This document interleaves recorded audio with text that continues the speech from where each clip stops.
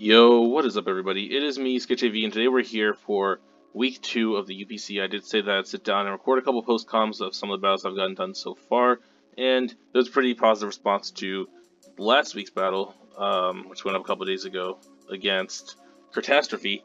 In today's video, we are taking on my franchise rival. This is the rival battle against Tsumami and the Seattle Slandit. And no, I did not face off with Crypto, if you're still confused about that. Tsumami made a fake account, all that. He didn't actually quit. It was just for the memes, for the lulz.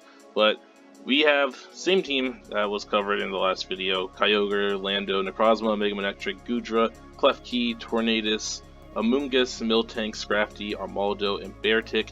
And we are taking on a team of Yveltal, Zygarde, Infernape, Florges, Tangrowth, Magnezone, Mega Pidgeot, Seismitoad, Tentacruel, Electros, Xatu, and Shedinja.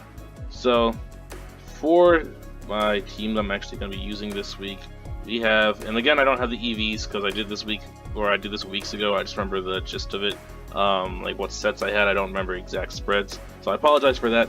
But starting off with Kyogre, Bubble Buddy, here with Salic Berry this time rather than Choice Scarf, because I didn't want something like I wouldn't put it past Tsumami to just bring the Shedinja just to wall the wall Kyogre,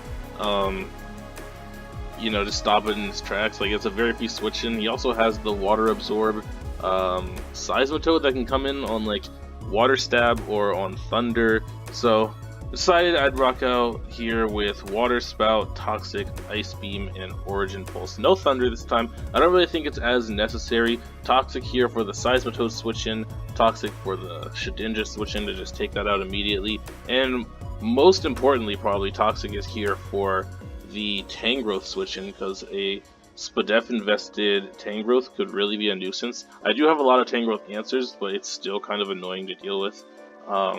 So yeah, we do have that Toxic.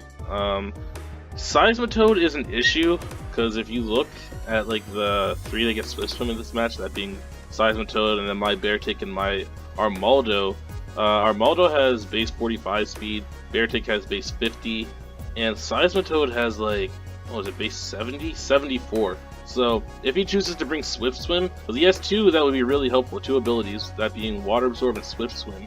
If he chooses to bring Swift Swim, then Seismitoad is actually very, very threatening in this battle.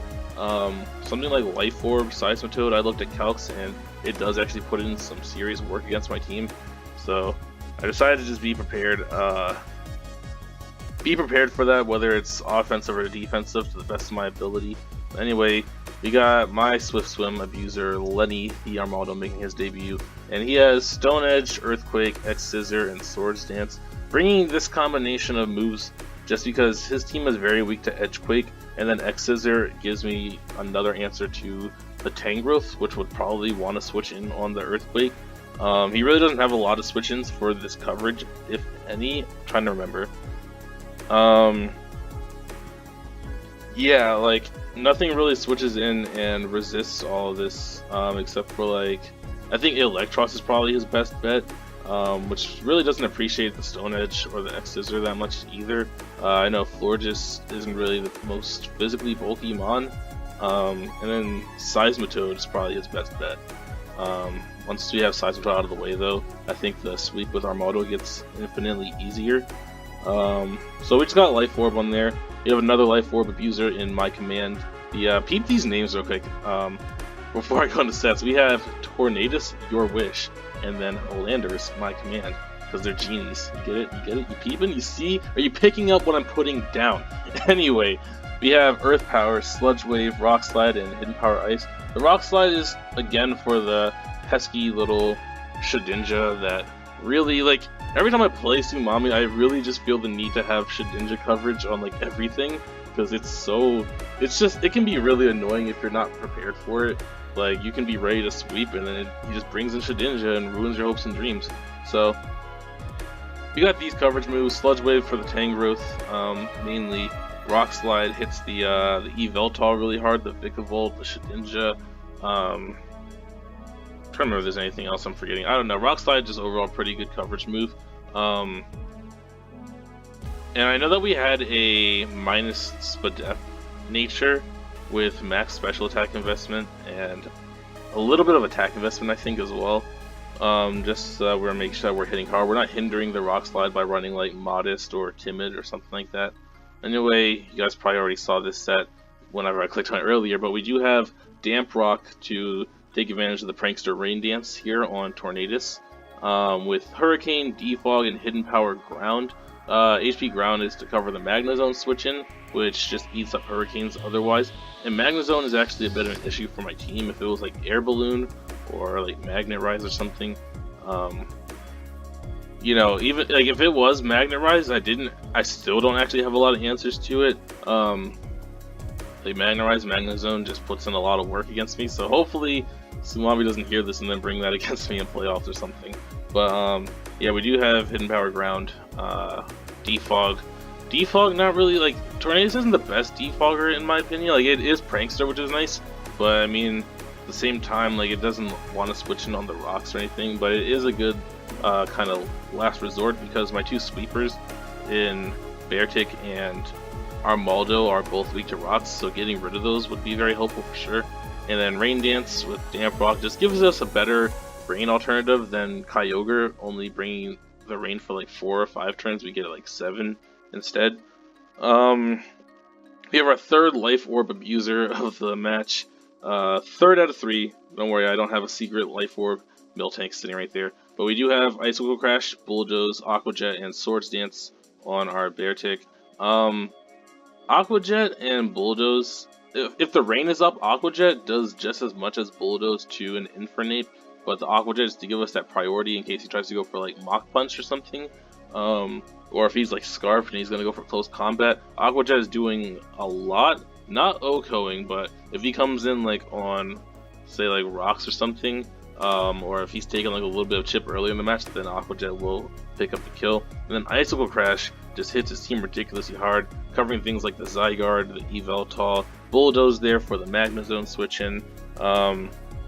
This was something that the Shedinja could have gotten in the way of.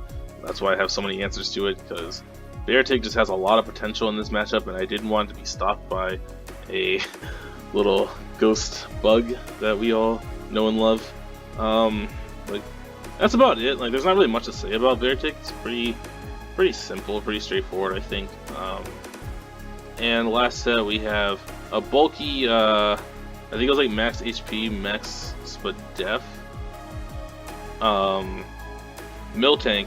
And I was really debating what set to bring. I was actually very close to bringing offensive Psych Up to take advantage of a Dragon Dance Zygarde set, which would have gotten really weird. But yeah, we do have Body Slam, Stealth Rock, Milk Drink, and Ice Punch.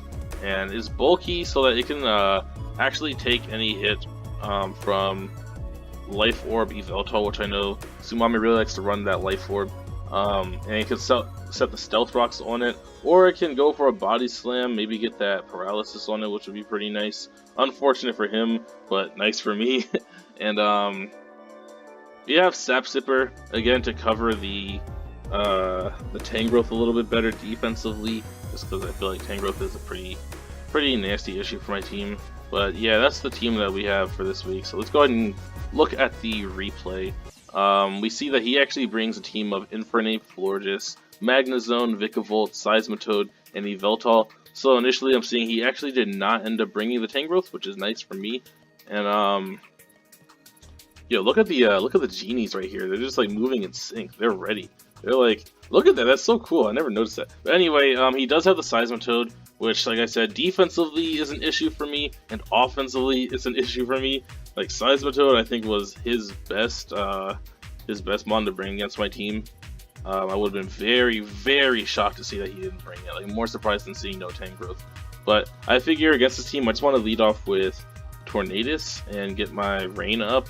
I'd rather have, since I have 2 Swift Swim Abusers this week, I'd rather have the 7-turn rain up than the 4-turn rain, just because I feel like it does more to help my team overall.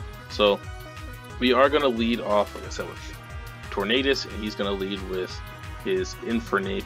And I just go for a Rain Dance right here. Maybe he's going to switch out or something, but no, he actually reveals the Thunder Punch here, which is really scary. takes me down to a lot. But I figure I can just switch into my Miltank here because I can eat a Thunder Punch and a Close Combat or a Fire type move or whatever he wants to go for. He actually doubles into Magna Zone, I guess fearing the Hurricane, and goes right back into Yveltal, fearing the Earthquake, I'm assuming, from Miltank. But I actually use this opportunity to get my Stealth Rocks up because I'm not really afraid of anything that the Magna Zone can do to me.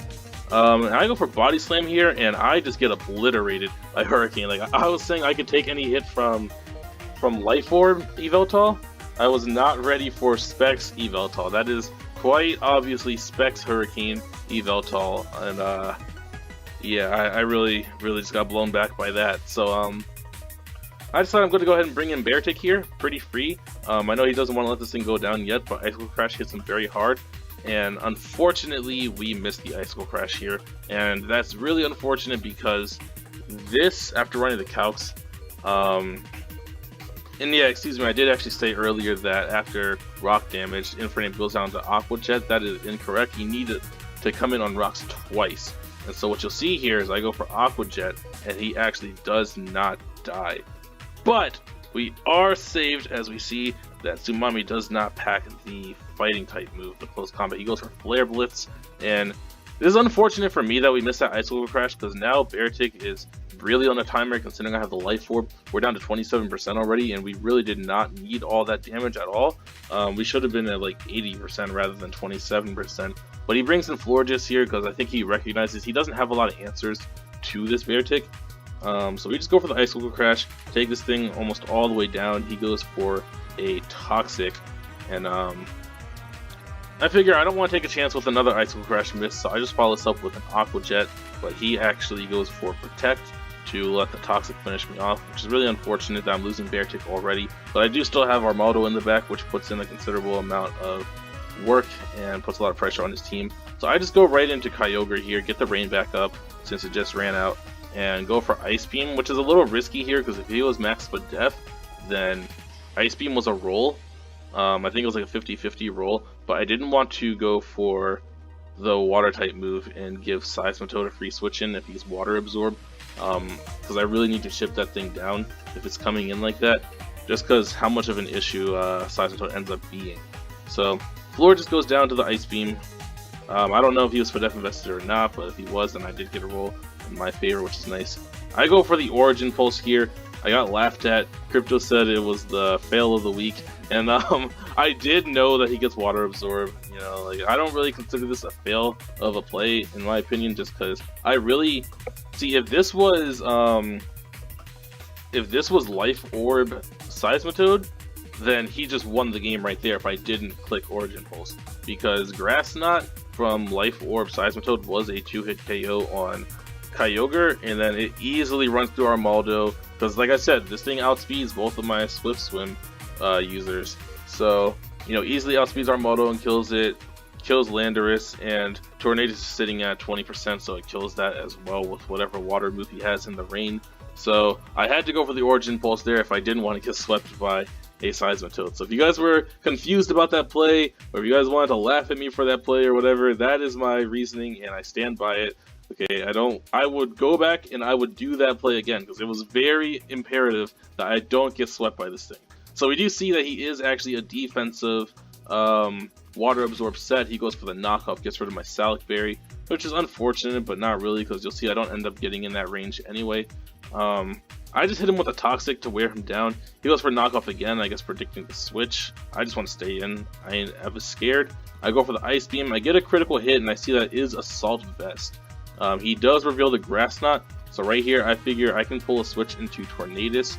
After this turn, you'll see that we're down to 1 turn of rain left. So if he goes for Grass Knot again, which is what he needs to do if he wants to pick up the kill on Kyogre, then I can get I can live a Grass Knot, so I can bring in Tornadus, set the rain back up, and have 7 turns of it when Tornadus goes down, and I have a very free switch into my Armaldo, and that can just proceed to sweep from there, so long as I don't miss the Stone Edges and the like.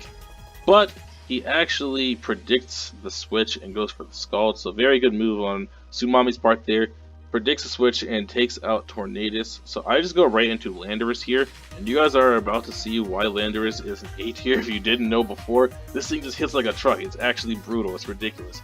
So pick up the Earth Power kill on Seismitoad, get rid of that big threat, and he brings in Vikavolt here.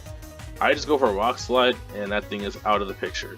Like, I'm telling you, this thing hits insanely hard. So he brings in Yveltal, and we just go for Rock Slide again. I have no reason not to, and that thing's taken down to 8%. And Yveltal has like, come on, I need you guys to see this. We're gonna take a second, click out of the replay. Yveltal has base 126 HP, so anything that just takes it down to 8% like that, like after rocks on a non-stab move, like that's how you know it hits ridiculously hard. It's crazy. But speaking of hitting ridiculously hard, he goes for that Specs Dark Pulse, and we are out of there. We are out of there. So this is a very, very aggressive match. Every other turn somebody's losing a mon except for that Kyogre Seismitoad exchange there. So very back and forth battle here. But I decided to go into Kyogre to set up the range so our model could sweep from here. And he pulls a switch into Magnezone, I guess expecting the Ice Beam. So I guess that's a good prediction on his part. But I am able to just go for the Origin Pulse here. And Armaldo does not get his chance to shine because Yveltal just goes down to the Stealth Rocks. So that is going to be GG to my opponent, Tsumami. I think it was a very good battle. He says he doesn't think he played his best, and you know, I won't say that he didn't or that he did. You know, that's kind of like his call to make, but I do think that was a very good match.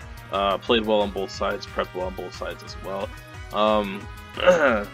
The end game was kind of nerve-wracking because that Magnezone, I didn't know what its set was yet, and if it was something like, I realized like if it was Shuka Berry, then Kyogre would outspeed and kill it, but if it was like Scarfed, then Armaldo could live any hit and kill it, and also Armaldo outsped in the rain if it was Scarfed, which was nice, but it was just very nerve-wracking.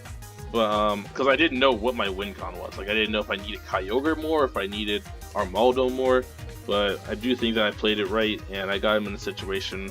Like, towards the end, there wasn't really much he could do, like, about when he switched into Magnezone. Some of you might be thinking, like, well, what was the point of switching there?